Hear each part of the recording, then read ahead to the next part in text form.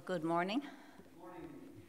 And welcome to one of the highlights of the 24-hour Sabbath period, a time when we can gather together and share in the discussion of the studies that have been prepared for God's people around the world.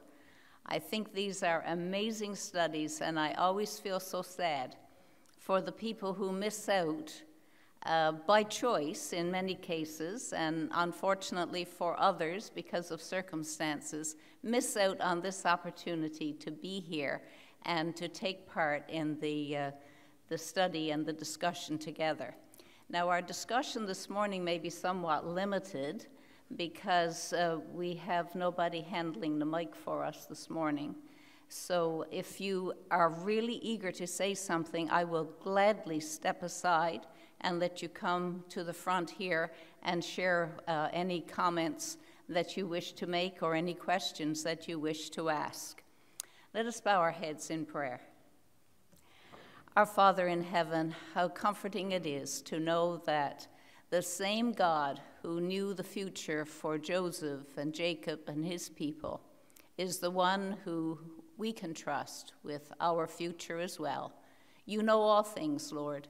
Your word is steadfast, and we have seen in it time and time again many things to encourage and to lift us up and to give us hope, not only for today, but hope for a future with you. So bless us now in our discussion. May the words that we share together be ones from your word and from inspired by your thoughts, so that we may leave here feeling that it has indeed been a good time of discussing your word. And we praise you for that in Jesus' name. Amen.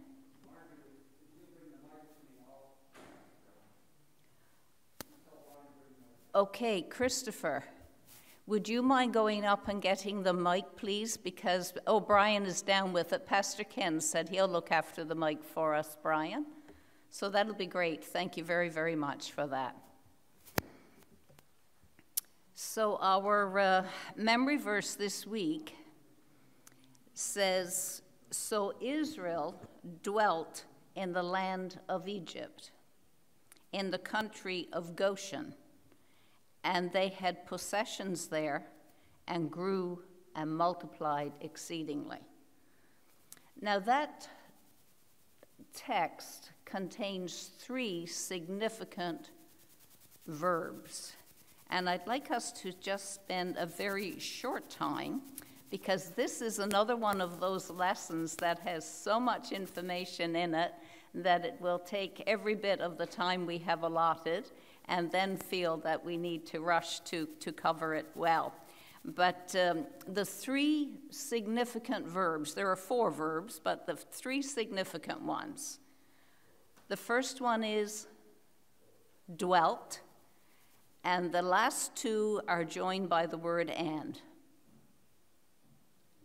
Grew and multiplied. Now, what's so significant about the first one, that Israel dwelt in the land of Egypt? Why was this important, and yet why was it something that they needed to be mindful of for every hour that they spent there? It was something that was important because the famine was going to last for another 5 years. And to be back and forth with a large number of children to feed and cattle to look after, it wouldn't have been a very sensible thing when they were offered space in the land of plenty not to take Joseph and Pharaoh up on that offer. So dwelling there for a period of time made sense. But going beyond the famine, any comments on why they should have been cautious? Because the promise to the family was Canaan, not Egypt. Yes, same thought. Of course. They were now in a land where God did not intend for them to dwell forever. And the importance of the time that they were there was both a good thing for them, and at the same time it was a threat. And later on, this study doesn't bring it out, but why did it become a threat that they grew and multiplied?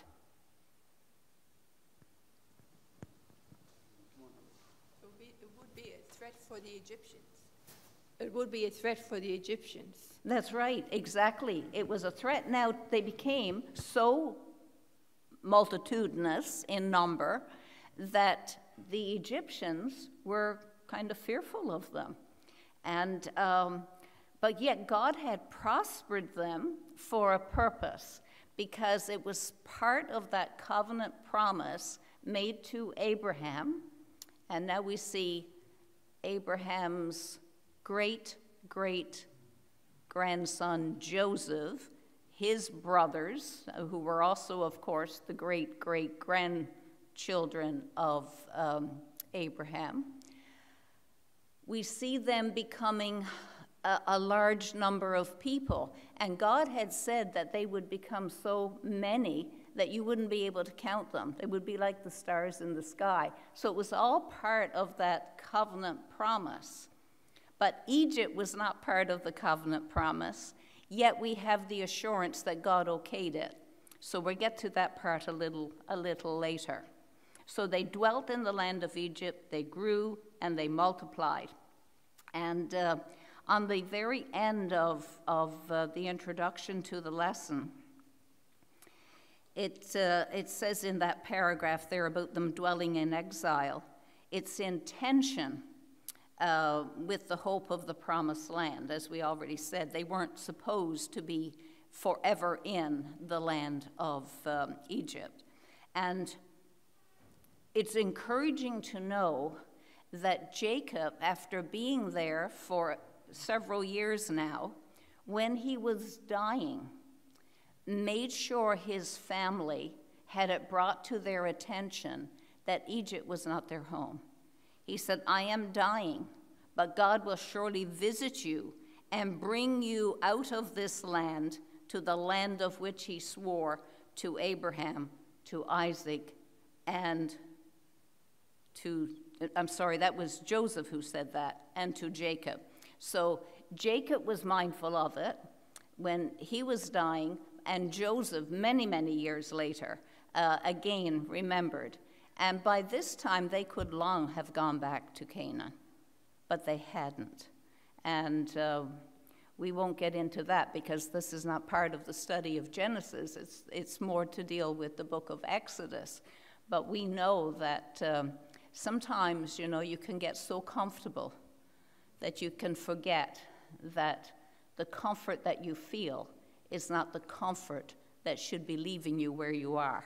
It's the comfort that should be moving you to do something that is more in harmony with God's will than in harmony with how you feel and how good it is to be sitting right here, right now, enjoying the wealth of the land of Egypt in their cases. So it tells us there in the first paragraph that the prospect of the promised land was still looming large in the background. We saw it with Jacob being mindful of it and Joseph being mindful of it.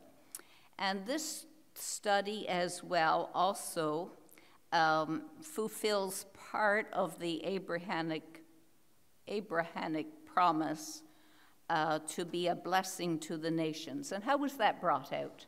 How was that partial fulfillment of the Abrahamic promise brought out, that they would be a blessing to the nations?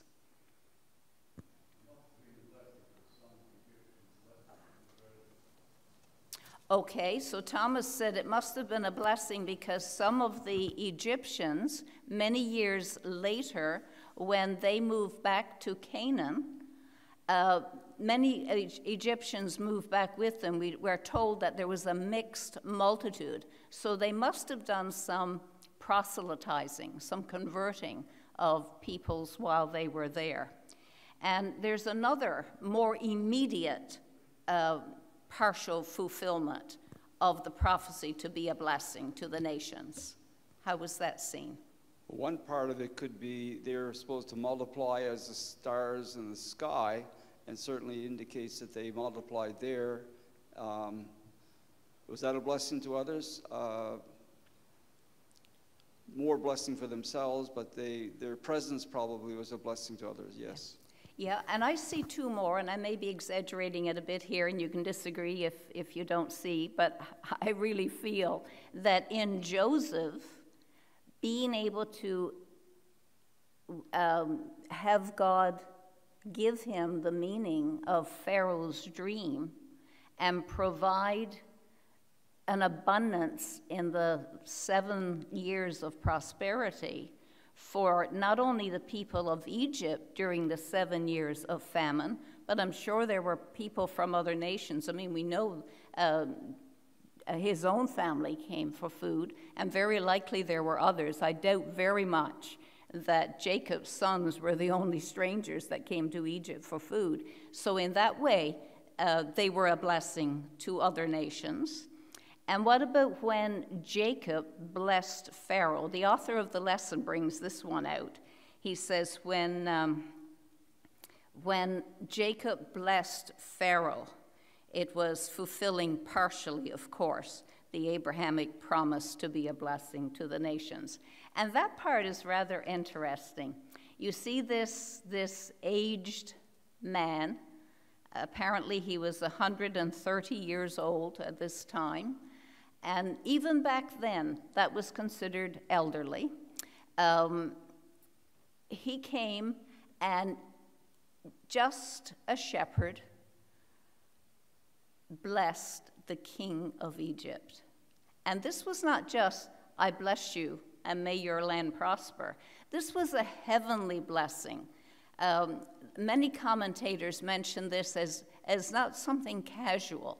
It was something that Jacob did in a very significant way to have the blessing of God on the Pharaoh of Egypt at that time.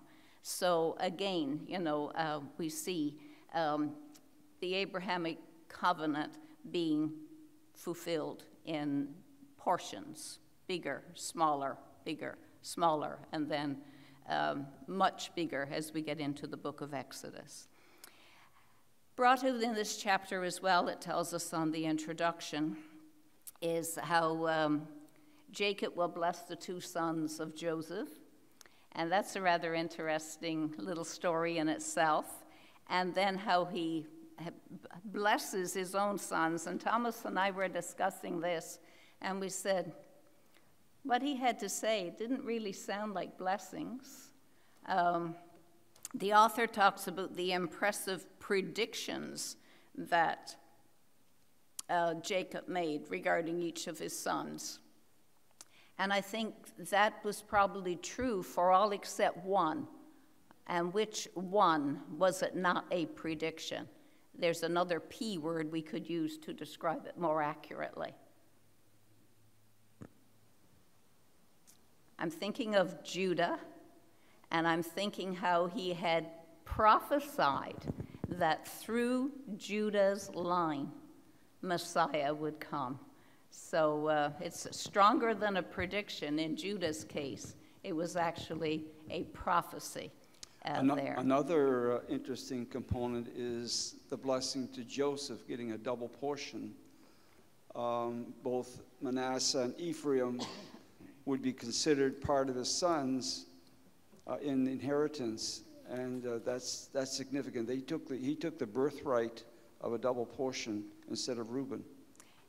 Yes, rather interesting, and we'll look at that in a little more detail on Tuesday, but it's certainly one that the author found worthy of introducing in the introduction to our lesson. So now going to Sunday, we have Jacob goes to Joseph. And I suppose, it's something in the heart of all of us that feels the emotion here of Jacob realizing his son Joseph, that he long since thought was dead, that he continued to mourn for years, was actually alive. We talk about being the fly on the wall. I wonder what it would have been like to have been in the room when the 10 brothers returned home. Remember, one was kept in prison. When they returned home and they told their father that Joseph was in Egypt, that he was now the prime minister of Egypt, that it was he who had given grain to them, that it was he who had provided, well, they didn't know it at this point. I'm getting a little bit ahead here now, because this was after their first trip. They didn't know all of this. But after the second trip, when they were now invited to come and live in the land of Egypt. I mean, this story has so many fast-moving, as we read it in Genesis, but we're talking about a longer period of time. They were back home a long time before they really got up the courage to go back to Egypt that second time. Because what had to happen the second time in order for them to go back? They had to bring Benjamin. And we know that Jacob was very reluctant to let that happen.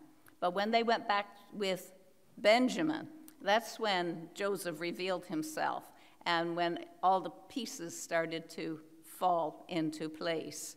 And now the invitation given and the chariot sent, for them to move.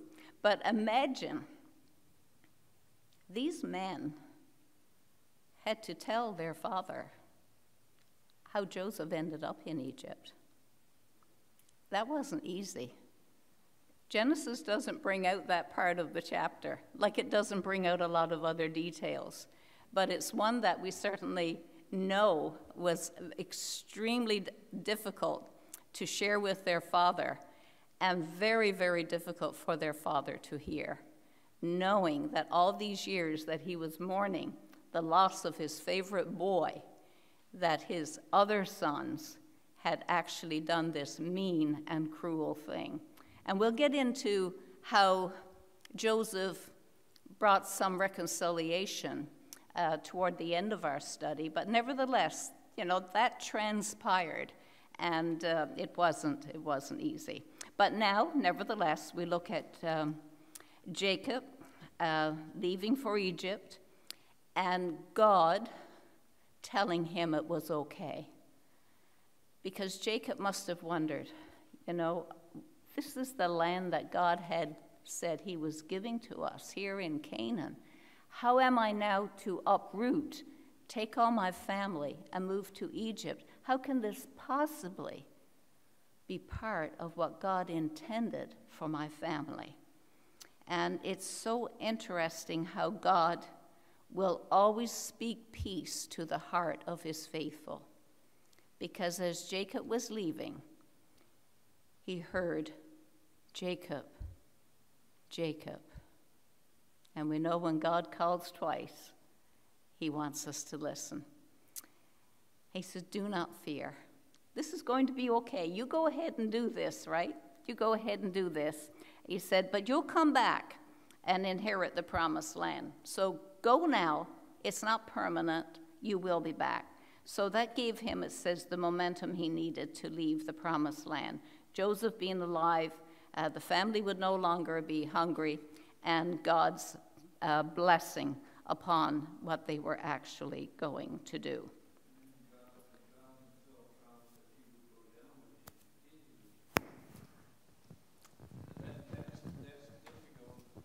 It's very difficult to comprehend, when the Lord tells him, go down, and I will be with you. God was going down in Egypt, and we know from, I think it's Genesis 15, where God says to Abraham, surely, that your seed shall be a servant for 400 years in a land which is not theirs. And yet God is going to go down, and he's going to go down and spend that 400 years with those people. Yes. And he's going to see all their affliction. I mean, I get goosebumps on my legs, and I just think about it, because it's very hard to comprehend, Margaret, very difficult to comprehend how the Lord works. And yet, it all works out in the end for good, yes, towards us all. And it's beyond my comprehension. Oh, I know. What an amazing God, though, Larry. What an amazing God. He doesn't just say, it's okay for you to go. And I should have added that extra, I will go with you. I might be overlapping with the man who spoke there, But you notice when they came into Canaan, they couldn't get rid of the people. But after years and the multiplication of the Israelis in Egypt, they were able to come out in the millions and conquer the people that took the land, that had the land that God promised to them. The first Abraham, the first people to come from Chaldeans down, could not conquer the land. There weren't enough of them, 100 and something. But after these years, there were over 1 million, and they could move then into where Moab and all the other places and conquer the nations and therefore take the land. Yeah, exactly. There were now many of them, and also we're told that the cup of God's indignation hadn't been fully filled with the abominations of the people of the land when Abraham first moved there, right? It took, well, you know, the patience and the mercy of God is again brought out so beautifully, how he still hoped that there would be some change in the hearts of these people. But after centuries and them still being the idol worshippers that they were and having no regard for the true God of heaven, it was time to get rid of these people. And now, as Thomas says, coming back from Egypt with the numbers they had now, it wasn't like just Abraham and Isaac and the 70 soldiers that Abraham took when he went out to defeat the kings who had come to take Lot and his possessions. This was actually getting rid of, you know, the whole nations around. Yeah, very, very good. And how many actually went down to Egypt? If you had to do it in a mathematical equation, what would the equation be now of the number of Jacob's descendants in Egypt right at this time that we're talking about when Jacob goes to Joseph? It's supposed to be 70, and we can make it up in the mathematical equation of Joseph and his 2 sons, Jacob, and 66 others, I'm assuming, or maybe it was 73 if Joseph and his 3 sons, because it says 70, including Jacob, Joseph, and his 2 sons in the lesson. So I'll take the author's math for that, this is the number of Jacob and his descendants in Egypt at this particular time. And we talked here in our memory verse about they grew and multiplied. And as Thomas said, by the time they came out, and I think Larry mentioned about the 400 years, they were now millions.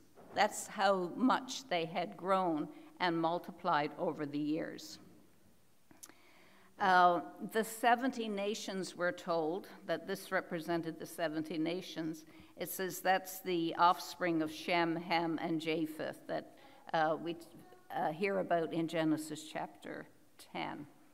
And the interesting thing about all this for us is it's more than just history, because we're included too. Every time we do a study on Abraham, Isaac, and Jacob, we're doing a bit about our own ancestry spiritually and our destination, because we're told in Galatians 3:29, if you are Christ's, then you are Abraham's seed. And if we're Abraham's seed, that makes us heirs according to the promise. So, you know, really, this is not just history.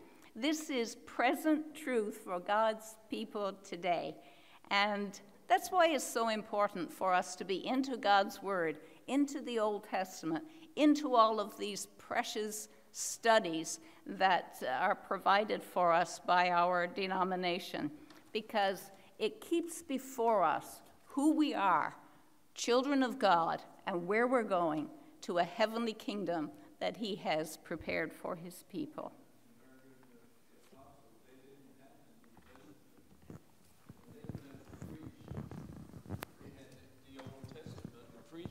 Right? So the New Testament was not written yet. So now what we got in the New Testament is all really, it's only a confirmation of the Old Testament. And when it all comes together, I mean, I get real funny when I think about it, because it's so amazing how God works through all these years, and these apostles and everything, and they elaborate it on a little further, so it gives you more insight of what went on down through history. And even at the stoning of Stephen was just rattling everything right off, right? It just came out of him like a river, and it flowed out. And they couldn't, the Pharisees, and they just couldn't stand it. They had to put their fingers in their ears, and they ran up on him and put him to death because they couldn't stand it, because he was telling the truth. And that's the problem today. When you tell the truth, a lot of people, I mean, they get angry with you. I can assure you 100%. I got people who's angry with me because I got to tell them the truth. I can't go lying to them because I care for them, but they're not going to care for me or you, because when you're telling the truth. And that's what happened to the Pharisees, the Sadducees, like I said, at the stoning of Stephen. The poor guy, he was, like I said, he was rattling off all history. When you go through it and read it, it's amazing. It's amazing. The truth is hard to hear when it speaks to your guilt. It's hard to hear when it speaks to your guilt, no doubt about it. Yeah, that's for sure. So, and as far as not having the New Testament back in the days of the apostles, they were living the New Testament. They were the New Testament. They were writing, many of them, the New Testament. So thank God for their faithfulness in getting it down. I'm sure it was, as Timothy tells us, it was God-breathed, all scriptures. So it's for God's people today that we have the record of what happened during the life and times of Jesus, and in the few years after that, until the last of these writings were compiled. So now we have Jacob settling in Egypt, and as we've already said there at the top of Monday, the Lord still gave him visions in the night, and in them he commanded him to leave. And as Larry has said, in addition to that, he also assured him that he would go down to Egypt with him. Now that they're there, Pharaoh has this image of Joseph. Joseph, a man of great skill and ability, a fine administrative leader, and now his brothers are coming. So do you see Pharaoh thinking, oh, I may have some more very skilled administrative men coming to work in my court, to really make my nation prosper? Well, maybe he did, and maybe Joseph was able to see this.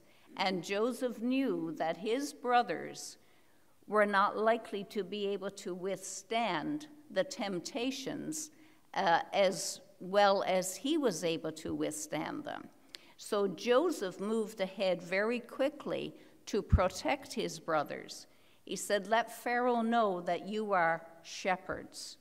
And the Egyptians don't really care for shepherds. So you will be out there in the land of Goshen. You won't be right here in the scene of, the court and all of that activity. So he was protecting his brothers from idolatry.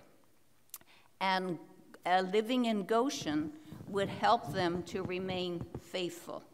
It's interesting to notice that even before they came, and even before Pharaoh knew their profession, they were given the land that was ideal for sheep rising, wasn't it? Yes. So even before they came, they had the land, which was essential for their job, shall we say, work.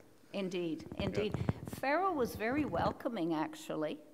I know, 66 extra people don't seem like a lot, but nevertheless, in a time when food is going to be scarce for another 5 years,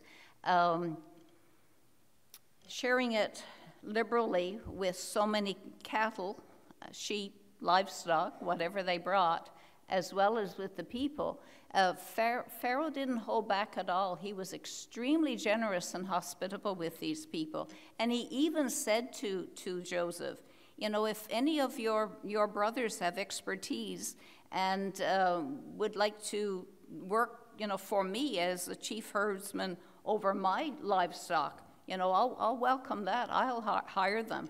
He didn't want them, it says, to become beggars, and they had no intention of that. They wanted to carry on the same lifestyle that they knew back where they had come from.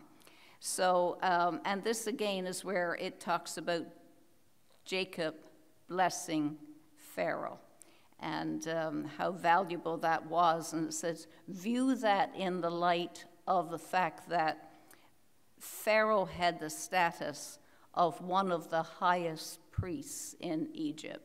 So here was a lowly shepherd blessing not only a national ruler, but also a leader, in the religion of the land.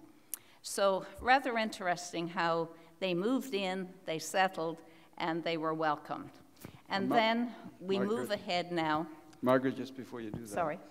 As you were talking about Pharaoh's response there, if you think of a worldly despot, autocratic leader, having a humble shepherd come, even if he gave a blessing, your first impression is you just laugh inside a little bit, except this is the father of Joseph, who could interpret dreams, who is being a blessing, and the fact of the demonstration of the God of this family probably gave an added impression and respect for the God of Jacob.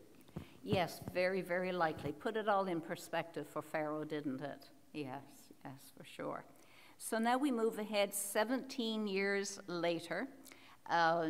Jacob is now 147, and it has come to Joseph's attention that his father is dying. So a lot transpires here. I don't know how many deathbed experiences you have seen. You have been present to view, but it seems to me that Jacob is really strong at this particular time, that his mental faculties are spot on, that his strength, even though he's dying, is not bad at all. He has so much to say, and I suppose if we were to write it all out and share it, it would probably take a good 40 minutes to say it all, which is a lot of time in the life of someone near the end of their journey. Most people at that stage have very little to say and very little strength, to say anything. But the first thing that Joseph does is he remembers God's appearance to him. And this sets the scene for everything that follows, because it tells us that even though Jacob is now a sojourner in a foreign land, he is there with God's permission, with God's blessing, and Jacob is very much aware of God and God's role in not only his own life, but the life of his people. So this is the first part. He remembers God's appearance to him when he was, more than one appearance. And then he recalls Rachel's death. And remember, she was his favorite wife, and her death was very hard on him, and it was through her that he had the two sons that he highly favored, Joseph and Benjamin. So it keeps again in view, although we don't encourage favoritism, but anyway, Jacob obviously saw nothing wrong with it, although it really caused a lot of disruption in the family in the earlier years. But he now recalls the death of his favorite wife. That happened probably, now we're talking at least 50 or 60 years back. And then the third thing that transpires here is he blesses Joseph's sons. And Pastor Ken made reference to that a little earlier. It's, you know, I think God has a real sense of humor. I really do think God has a sense of humor, because here's Jacob now. What's his eyesight like? Very poor. Do you remember someone else who had very poor eyesight in our study of Jacob's family? Isaac. And who took advantage of his father's very poor eyesight? The very one who now has very poor eyesight, and the one who, I guess in a sense you can say, tried to overrule what Jacob was going to do. Remember, Joseph placed the two boys in the order of their age, for the right hand and the left hand for their blessings. And what did Jacob do? He crossed over his hands. And what did Joseph attempt to do? Put the hands back. And what did Jacob say? No, no, no.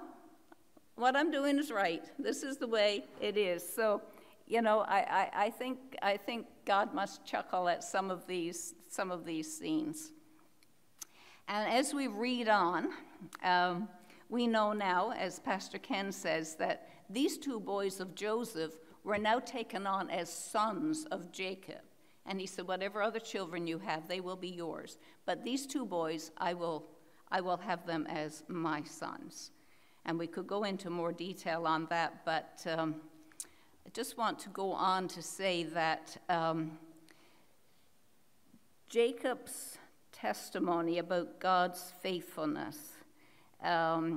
he talked about how he wrestled with God at Bethel, and he made so many references to, you know, the blessings that God had given him during his earthly life.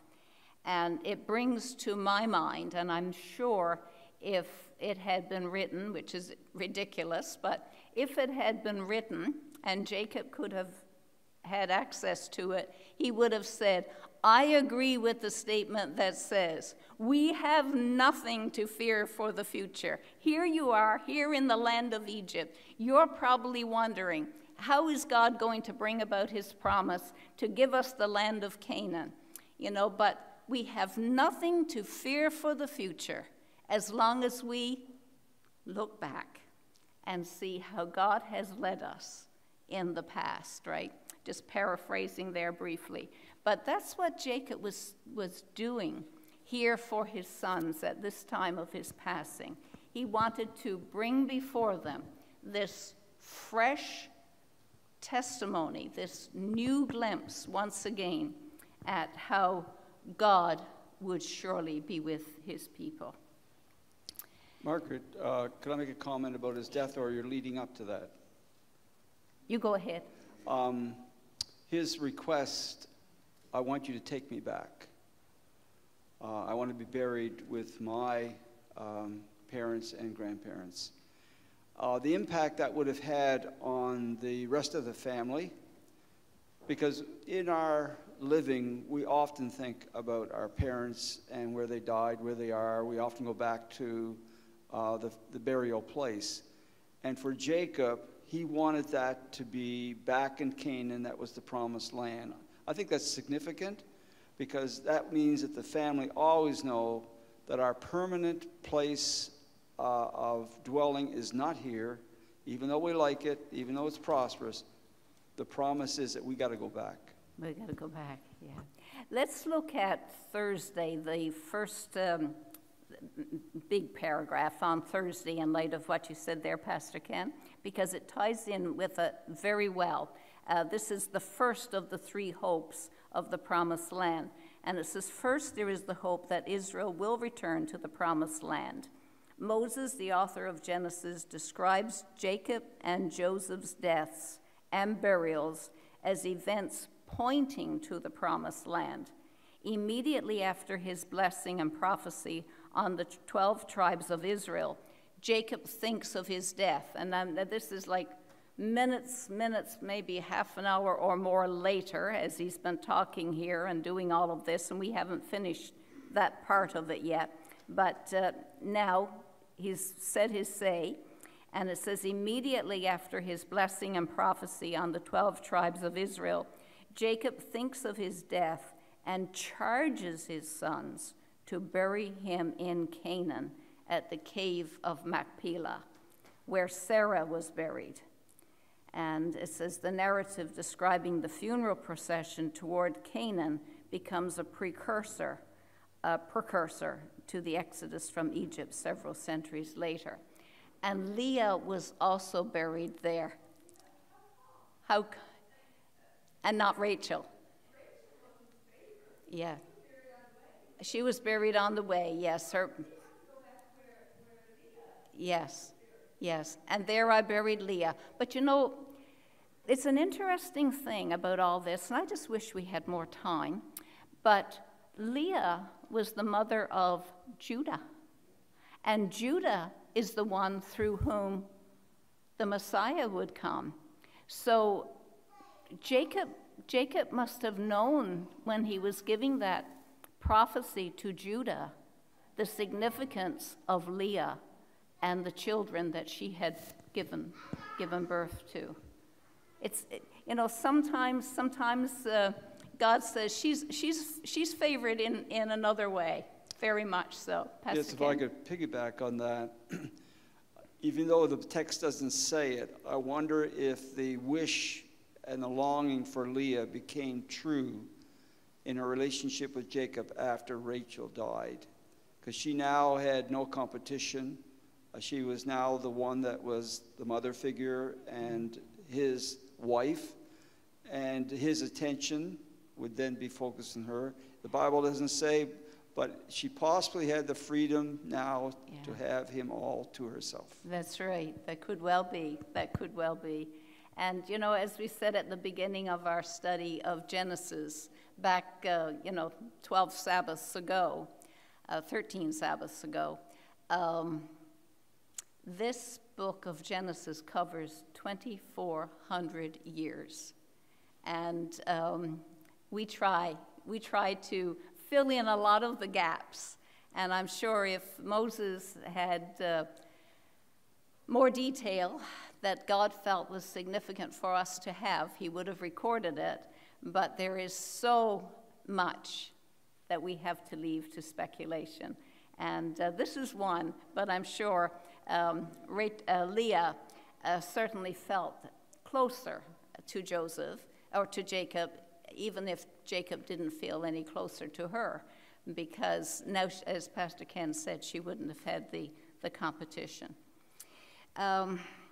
So let's turn to Jacob blessing his sons. I'm not going to spend much time on this, because I think the most significant one we've already given some study to, and that is, how in chapter 49, verse 10, when Jacob is talking to each of his sons and giving the blessing, the predictions, the character sketches, in some cases, the bit of doom and gloom.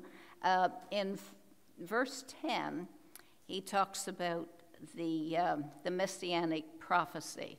And the same words that are used there in Genesis 49:10, well, very, very similar words, are used in Hebrews chapter 1, verses 8 and 9, about Judah, the lion of the tribe of Judah. And so here Jacob sees the Messiah and the ultimate hope of salvation.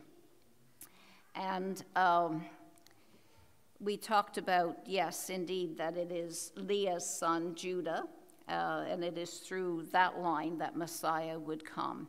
And it goes on to say it refers to the royalty and praise, and also Judah will not only produce King David, but also Shiloh, or the peace giver, the one who will bring peace to him who shall be the obedience of the people. So unless someone has another comment on Wednesday, I'd like us to move on now to the last two parts of Thursday. But it's interesting, again, the way they did funerals back then. it says Jacob's embalmment took 40 days, just getting his body ready to take to Canaan. That process took 40 days. And then the people of Egypt, not only Jacob's own family, but the people of Egypt actually mourned his death for 70 days. And then, of course, the funeral procession, as we've already said, back to Canaan. So now it talks about the 3 events that are filled with hope. So this is one, how it points to our promised land, not just the promised land of the people of that time, as they referred to Canaan, but it points to our promised land. And it says, second, there is the hope that God will turn evil into good. And Jacob's brothers, here they were now. They had been with their father in Egypt for the past 17 years. They had seen the kindness of Pharaoh, and I'm sure they had seen Joseph and his family many times. And now that Jacob had died, that the funeral was over, and they were all back in the land of Egypt, they were fearful. Talk about how guilt can be carried for so long, and the destruction that it can have on a human body. They must have known way back, 20 years ago, 19 probably years ago, the first time that after Joseph revealed himself to them and treated them so well, gave them the invitation to come to Egypt, they must have known that he wasn't holding anything over them. But here they were now. They were afraid that Joseph would take revenge.